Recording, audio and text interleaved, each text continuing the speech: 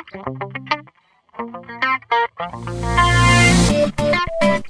I'm Graham Bullock, and today I'm going to talk to you about ways that you can speed up your workflow through organising your settings and preferences. First of all, let's have a look at this shelf. This is my standard shelf I use most of the time, and on it I have instances of tools that I use a lot. For example, this would be a line for position, and this would be a line for curvature.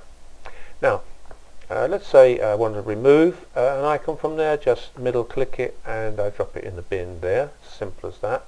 But I do have to save what I've done. So let's go to the save shelf set and save. That's done. Okay.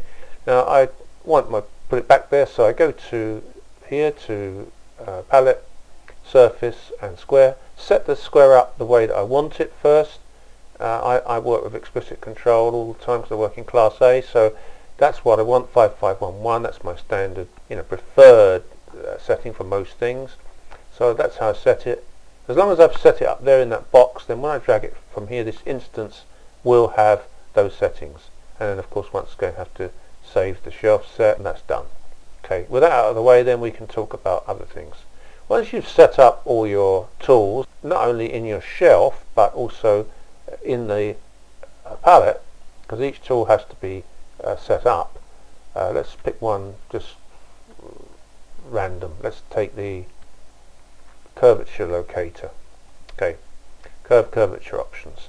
Okay, we'll set this up to the way that we want it. And if we want to set it up to display surface relative, in other words normal to the surface, then we check that. So we could have two instances of that tool. I've already got one, so let's set an instance which is surface relative. What do we want to show? Do we want to show torsion? Do we want to show radius limit, inflection points? Well, inflection points might be interesting, and go. So the tool is set up, so remember that that tool there is set up the way that we want it. And I'm going to drag and drop it there, and then I'm going to push down my control key, double click on there with my left mouse button, and I'm going to put in there comb, which is what I call it, and OK that. So now that is called comb, and actually that's not really enough information, is it? Let's call it comb relative. Okay, that's done. And then once we've set all this up, we go to preferences, user preferences, save preference set. And that's done. That's now locked into our system.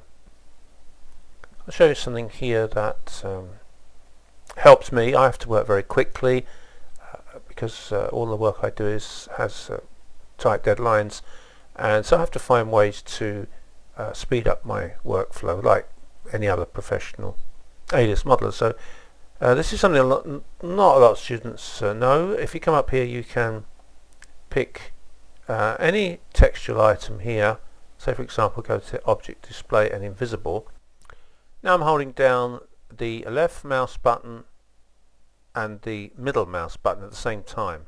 I'm going to bring them down here, and I'm going to drop that there, and I don't actually want it there, so middle mouse button, I'm going to move it over, put it just in front of transform CV, which is there, and then I'm going to just check whether I need to rename it, and see it's called invis. I'm going to change that to